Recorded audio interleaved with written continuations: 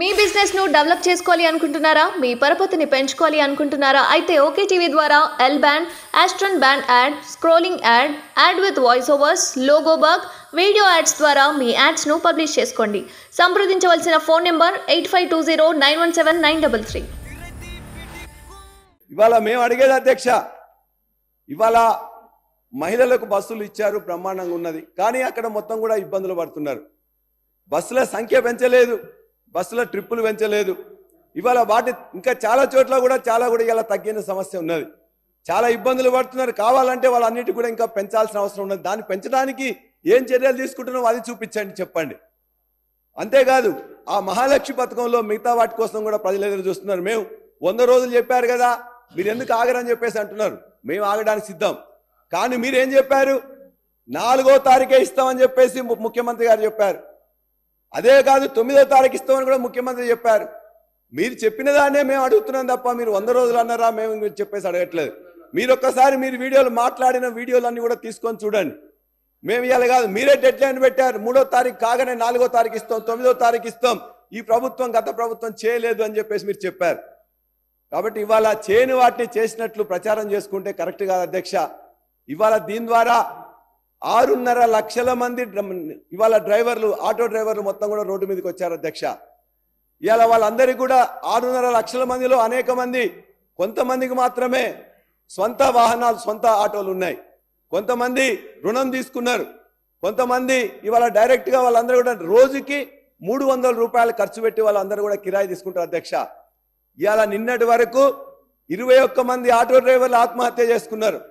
ఏ మహిళలకైతే ఉచితంగా మీరు ప్రయాణం చేయాలని చెప్పేసి ఒక గొప్ప వరం ఇచ్చినని చెప్పి మీరు భావిస్తున్నారో, ఈ యొక్క 21 మంది డ్రైవర్ల యొక్క భార్యలకు కూడా మీరు ఖచ్చితంగా ఎక్స్గ్రేషియా 20 లక్షల రూపాయలు ఎక్స్గ్రేషియా చేయాలని చెప్పేసి వారి తరఫున కోరుతున్నా అధ్యక్ష.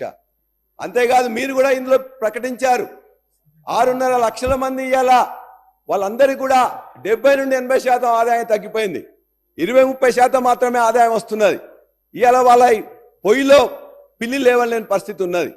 వాళ్ళు ఎందుకంటే రోజు 300 రూపాయలు కిరాయి ఇవ్వాలి, 200 రూపాయలు డీజిల్ పోసుకోవాలి. వాళ్ళకి కనీసం 500-700 రూపాయలు అయితే 1000 రూపాయలు కూడా రావాలి.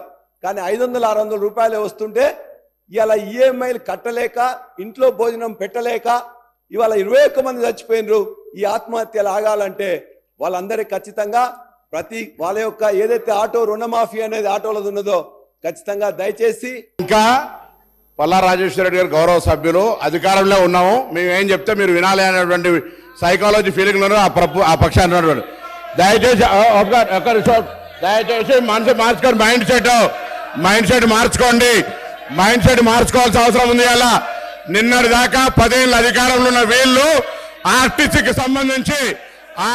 సంబంధించి తెలంగాణ ఉద్యమం కోసం నైచలేగా బస్ కప్పయ్యా నైచలేగా అని ఉద్యమం చేసిన వాళ్ళ గురించి పట్టించుకోని వీళ్ళు, 60 రోజులు సంపాదిస్తే ఆత్మహత్యలు చేసుకుంటే పట్టించుకోని వీళ్ళు ఇలా ఆర్టీసీ గురించి మాట్లాడుతున్నారు అధ్యక్ష. ఇలా తెలంగాణ ప్రభుత్వం అధికారంలో కాంగ్రెస్ పార్టీ వచ్చిన తర్వాత ఇప్పటి వరకు 15 కోట్ల మంది పైగా మహిళా అక్క చెల్లెళ్లకు ఉచితంగా బస్ సౌకర్యం ఇచ్చినామని మనం చేస్తున్నా. 535 కోట్ల రూపాయల విలువ కలిగేటువంటి బస్ ఫేర్స్ ను ప్రభుత్వం భరించింది అధ్యక్ష. ఇలా వీళ్ళు మాట్లాడుతూ ఉన్నారు. పెద్దలు గౌరవ మాజీ మంత్రి హరీష్ రావు గారు అనాలోచిత డిమాండ్ 15,000 ఆటోకి ఇవ్వాలంట నెలకు. మీరేమిచ్చారు? 1000 రూపాయలని ఇచ్చిందా? ఒకవైపు ఆటో పన్ను రద్దు చేస్తున్నామని చాలా పేరు మీద 1000 రూపాయలు వీపులు కొట్టి ఆటో కార్మికుల దగ్గరకు పోయి మాట్లాడదాం. సభను తప్పుదో పట్టించే విధంగా 21 మంది ఆత్మహత్య చేసుకున్నారని చెప్తా ఉన్నారు. ఇలా అవన్నీ కూడా మీరు అనవసరంగా ప్రేరేపించి వాళ్ళని మన ఎక్కడ కూడా ఇలా సార్, మేము ఆటో బస్సు ప్యాసింజర్ ఇంటికి పోతలే, ఆటో బస్సు బస్ స్టాండ్కు ఆటో వాళ్ళను బస్ స్టాండ్కి తీసుకొచ్చే బాధ్యత ప్రజలను ఆటోనే బస్ స్టాండ్కి తీసుకొస్తా ఉన్నది. బస్సు ప్యాసింజర్ ఇంటికి పోతలేదు. మారిపోయింది ఎక్కడ అధ్యక్ష? మేము మహిళలకు మీకు నిజంగా ధైర్యం ఉంటే మీ ప్రభుత్వంలో ఉన్నటువంటి వాళ్ళు చేయలే, మేము ఇలా తెలంగాణ అక్క చెల్లెలకు వద్దా చెప్పండి. మీరు వ్యతిరేకిస్తున్నారో చెప్పండి. స్పష్టంగా చెప్పకుండా దొంగ తిరుగుడు ఎవరేమో ఇలా దయ్యాలు వేదాలు వాళ్ళు ఇచ్చినట్టు పెద్ద పెద్ద దొరలు ఆటోలు వస్తా ఉన్నారు. ఎన్నడూ పెంచి కార్లు దిగని వాళ్ళు ఆటోలో వస్తా ఉన్నారు. ఆటో కార్మికులను అవమానపరుస్తా ఉన్నారు. ఆటో కార్మికులు కూడా తెలంగాణ బిడ్డలు, తెలంగాణ కోసం ఉద్యమించారు. అహంకార ఫ్యూడల్స్ ఆటోలు వస్తా ఉన్నారు. ఏం ఫ్యూడలిజం ఇదే? ఆటో ఆటో జీవనోపాధిగా నడుపుకుంటే ఈ ఫ్యూడర్స్ ఆటోలో వచ్చి ఆటో కార్మికులు అవమానపడతారా? ఈ ఫ్యూడర్స్ ఆటో కార్మికులు అవమానపడుతున్నారు అధ్యక్ష. ఇది మంచిది కాదు. దయచేసి చెప్తాను, ఇవాళ తాపక గారు కూడా ఆర్టీసీకి సంబంధించి ప్రక్షాళన చేస్తాం అధ్యక్ష. తమ బంధువులు అని చెప్పుకొని ఎగ్జిక్యూటివ్ రిటైర్డ్ డైరెక్టర్ ను 4 సంవత్సరాలు ఎండి పెట్టి అధ్యక్ష. ఎగ్జిక్యూటివ్ డైరెక్టర్ రిటైర్మెంట్ అయిన 4 సంవత్సరాలు ఎండి. ఆటో 60 రోజులు సమ్మె చేస్తే పట్టించుకునే వాళ్ళు వీళ్ళు మా గురించి మాట్లాడేది. కొత్త బస్సులు కొంటున్నాం.